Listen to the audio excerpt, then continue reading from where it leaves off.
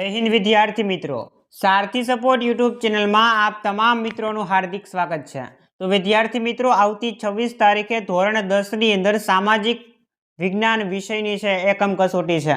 तो बधा ज विद्यार्थीओ माटे खास आपणे एकम कसोटीनी जे प्रश्न बैंक छे एनुं सोल्यूशन लईने तमारी समक्ष हाजर थया छीए। तो विडियोने तमे स्कीप कर्या वगर अंत सुधी जोता रहेजो અને સંપૂર્ણ એકમ કસોટીની ઓરિજિનલ ક્વેશ્ચન બેંક તમારે ડાઉનલોડ કરવી હોય તો ડિસ્ક્રિપ્શનની અંદર આપણી ટેલિગ્રામ ચેનલની લિંક તમને આપેલી છે, ત્યાંથી તમે સંપૂર્ણ જે ઓરિજિનલ ક્વેશ્ચન બેંક છે એને ડાઉનલોડ કરી શકો છો।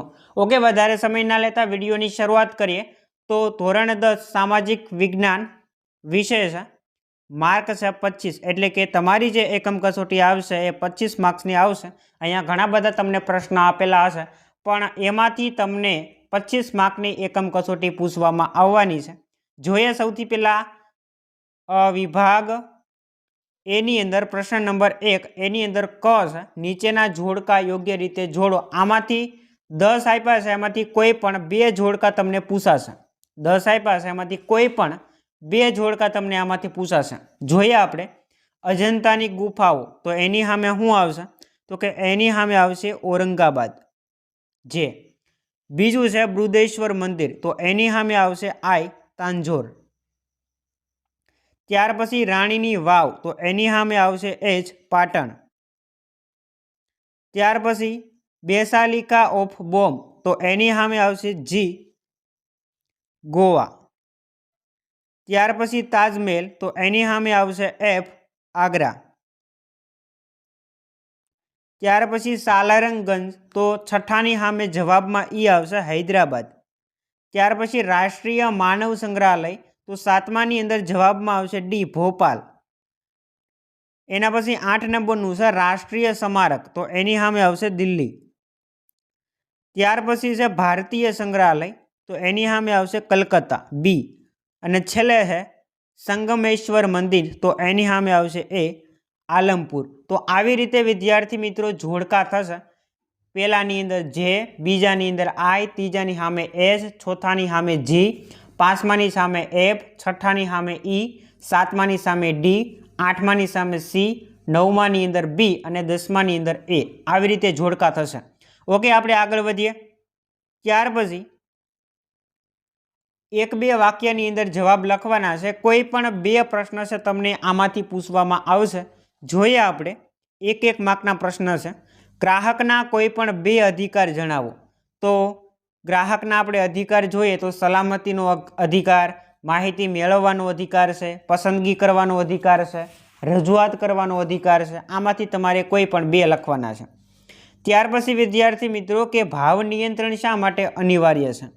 समाजना लोकोना जनजीवन उपर व्यापक दूरोगामी अने विपरीत असर छे ए भावनी पड़ती होय छे, एटला माटे भाव नियंत्रण थवो ए अनिवार्य छे। आवी रीते तमे एनो जवाब लखी शको। त्यार पछी ग्राहक फरियाद क्या करी शके छे? तो अन्यायनो भोग बननार ग्राहक पोते अथवा तो तेना कुटुंबना सभ्य स्थानिक जिल्ला फोरम, राज्य कमिशन के राष्ट्रीय कमिशन समक्ष केस करीने जे ते स्थानिक पुरवठा कचेरी, तोलमाप विज्ञान अने ग्राहक कचेरी, ग्राहक मंडळो, कलेक्टर कचेरीनी अंदर फरियाद करी शके छे। ग्राहक शी रीते फरियाद करी शके? तो जोईए फरियादनी अरजी अरजदारना नाम, सरनामा अने संपर्क नंबर साथे सरल अने स्पष्ट भाषामां हस्ताक्षरमा के टाइप करीने ईमेलथी छे ए फरियाद करवानी होय छे। कई रीते करी शके? तो के नाम, सरनामा, संपर्क नंबर आ बधुं नाखी अने ईमेलथी अथवा तो हस्ताक्षरोनी अंदर टाइप करीने मोकली शके छे। त्यार पछी विद्यार्थी मित्रों ग्राहक जागृतिथी कोने लाभ थाय? तो ग्राहक जागृतिथी छे ए ग्राहकना हको अने हितो तथा शारीरिक, मानसिक अने आर्थिक लाभ थाय छे। त्यार पछी मानव विकास कोने कहेवाय? मानव विकास कोने कहेवाय? तो संयुक्त राष्ट्र विकास कार्यक्रम मुजब मानव विकास ए मानवीनी आकांक्षाओ अने आवश्यक जीवन निर्वाहनी सुविधाओ अने विस्तारवानी प्रक्रिया छे। मानव विकास ए विकासनी दिशामां मानव केन्द्रित अभिगम छे। देशना मात्र आर्थिक विकासथी ज नहीं मानव विकास थई शके नहीं। દેશનો જે આર્થિક વિકાસ છે એ માનવ વિકાસ વગર થઈ શકે એમ છે નહીં. તમને 1 માર્ક્સની અંદર પૂછેલું છે એટલે તમારે ટૂંકની અંદર જવાબ લખવાનો છે. ત્યાર પછી બાળ રસીકરણથી શું ફાયદો થાય? બાળ રસીકરણથી છે એ બાળકની અંદર આરોગ્ય છે એની અંદર ઘણો બધો સુધારો થાય છે. ત્યાર પછી બાળ મૃત્યુ દર છે એની અંદર પણ ઘટાડો થાય. અનેક જે રોગો છે એને નિર્મૂળ કરી શકાય છે. બીજા 4 રોગો ઉપર પણ છે આનાથી નિયંત્રણ સાધી શકાયું છે. કયા કયા છે એ તમે કોમેન્ટની અંદર જણાવી શકો. ત્યાર પછી વિદ્યાર્થી મિત્રો, અભિયમ યોજના છે એ કોના માટે કામ કરે છે? અભયમ યોજના છે એ કોના માટે કાર્ય કરે છે? તો શારીરિક અને માનસિક રીતે જે પીડિત મહિલાઓ છે એના માટે છે એ અભયમ યોજના કાર્ય કરે છે.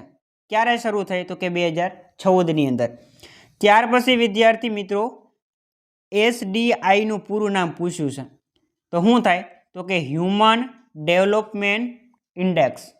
હ્યુમન ડેવલપમેન્ટ ઇન્ડેક્સ આ એનું પૂરું નામ થશે. ત્યાર પછી વિદ્યાર્થી મિત્રો, ગની અંદર યોગ્ય વિકલ્પ પસંદ કરીને જવાબ લખવાના છે. કોઈ પણ એક આવશે આમાંથી.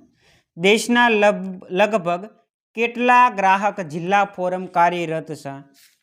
દેશની અંદર લગભગ કેટલા ગ્રાહક જિલ્લા ફોરમ કાર્યરત છે? તો જવાબમાં આવશે 571.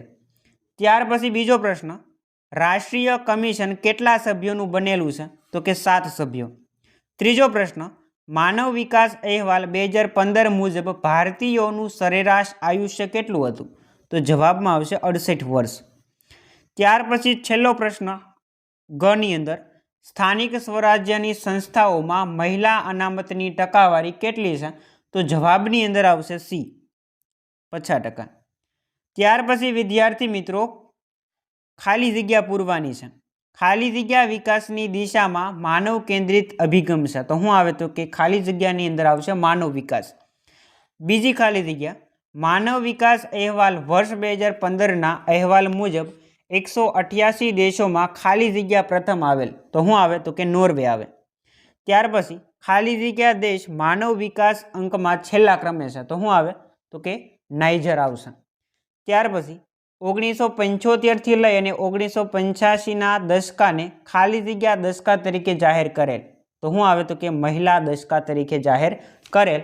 અને ગુજરાતની અંદર મહિલા હેલ્પલાઇન નંબર ખાલી જગ્યા શરૂ કરવામાં આવ્યો હશે તો બધાને આવડતું હશે, 181. ત્યાર પછી વિદ્યાર્થી મિત્રો, પ્રશ્ન નંબર 2 જેની અંદર મોટા પ્રશ્ન છે એ તમને પૂછવામાં આવેલા છે. જોઈએ આપણે. 4-5 વાક્યની અંદર ઉત્તર લખો. કોઈ પણ 2 પ્રશ્ન તમને આમાંથી પૂછાશે 4 માર્ક્સની અંદર. 2 માર્કના 2 પૂછાશે એટલે ટોટલ 4 માર્ક્સ થયા. પ્રશ્ન તમે જોઈ શકો. પહેલો પ્રશ્ન છે કે ખજુરાહોના જે મંદિરો છે એના વિશે પરિચય આપો. ત્યાર પછી ફતેહપુર સિકરીનો સંક્ષિપ્તની અંદર પરિચય આપો. ત્રીજો પ્રશ્ન, અમદાવાદની અંદર આવેલ સાંસ્કૃતિક સ્થળો છે એના માત્ર નામ જણાવો. બધાને આવડે એવો પ્રશ્ન છે. ત્યાર પછી પ્રાચીન સમયની અંદર ભારત તીર્થભૂમિ રહ્યું છે, સમજાવો. પર્યટન ઉદ્યોગથી થતા જે લાભ છે એ જણાવો. ત્યાર પછી ઐતિહાસિક સ્થળોને લોકો નુકસાન કઈ રીતે પહોંચાડે છે. એના પછી ભારતીય પુરાતત્વ સર્વેક્ષણ કયું કાર્ય કરી રહ્યું છે.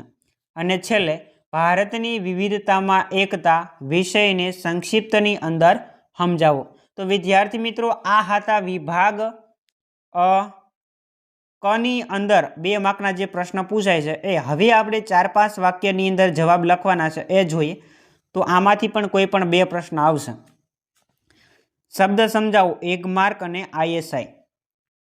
સરકાર ભાવ વધારાને જન્મ કેમ આપે છે? ત્યાર પછી દાણચોરી કોને કહેવાય? એના પછી જાહેર વિતરણ પ્રણાલીની કામગીરી સમજાવો અથવા તો જણાવો. ત્યાર પછી નફાખોરી કોને કહેવાય? એના પછી ભાવ સપાટીમાં વધારો કેમ થાય છે? ત્યાર પછી કાળું નાણું ભાવ વધારાને પોષક કેમ રહ્યું છે? અને છેલ્લે વસ્તી વધારો ભાવ વધારાને કઈ રીતે જન્મ આપે છે? એના પછી વિદ્યાર્થી મિત્રો, મોટા પ્રશ્ન છે. કોઈ પણ 2 પ્રશ્ન આમાંથી પૂછાશે 3-3 માર્ક્સની અંદર. 7 પ્રશ્ન આપેલા છે. જોઈએ પહેલો પ્રશ્ન, ભારતમાં માનવ વિકાસ આંકમાં સુધારો થઈ રહ્યો છે એમ શા ઉપરથી કહી શકાય? ત્યાર પછી માનવ વિકાસ આંકનું મહત્વ જણાવો. એના પછી અભિયમ યોજના શું છે, ત્યાર પછી ભારતમાં સ્વાસ્થ્ય સુધારણા માટે થયેલી કામગીરી વર્ણવો, ત્યાર પછી સરસ્વતી સાધના યોજના એ શું છે જણાવો.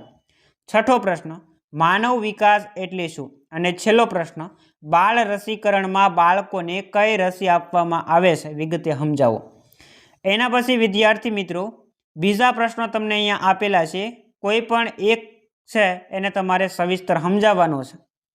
ભાવ નિયંત્રણ માટેના મુખ્ય 2 ઉપાયો, ગ્રાહકે ખરીદી કરતી વખતે કઈ કઈ કાળજી રાખવી, ગુણવત્તા માનવ અંગે રાષ્ટ્રીય અને આંતરરાષ્ટ્રીય સંસ્થાઓ વિશે જણાવો, અને છેલ્લે ગ્રાહક અદાલતોની જે જોગવાઈ છે એ જણાવો. અને છેલ્લે વિદ્યાર્થી મિત્રો જે 4 માર્ક્સનો એક પ્રશ્ન આવશે તમને એ અહીંયા આપેલો છે, કોઈ પણ 2 તમને પૂછાશે 2 માર્ક્સની અંદર. આપણે આપણી ઐતિહાસિક સ્થળોની સુરક્ષા અને જાળવણી કેમ કરવી જોઈએ, ત્યાર પછી ઐતિહાસિક વારસાના સ્થળોની સુરક્ષા માટે આપણી ભૂમિકા શું છે, તાજમહેલ સ્થાપત્ય કળાનો પરિચય આપો, અને છેલ્લે ગુજરાતના સાંસ્કૃતિક વારસાના સ્થળો વિશે જણાવો. તો વિદ્યાર્થી મિત્રો આ હતી ધોરણ 10 સામાજિક વિજ્ઞાન વિષયની એકમ કસોટીની પ્રશ્ન બેંક. આશા રાખીશ કે વિડીયો પસંદ આવ્યો હશે. વિડીયો પસંદ આવ્યો હોય તો લાઈક કરો, શેર કરો, અને ચેનલ ઉપર નવા હો તો સબસ્ક્રાઈબ કરો. મળીએ દોસ્તો આવા જ નવા વિડીયો સાથે. જય હિન્દ, જય ભારત.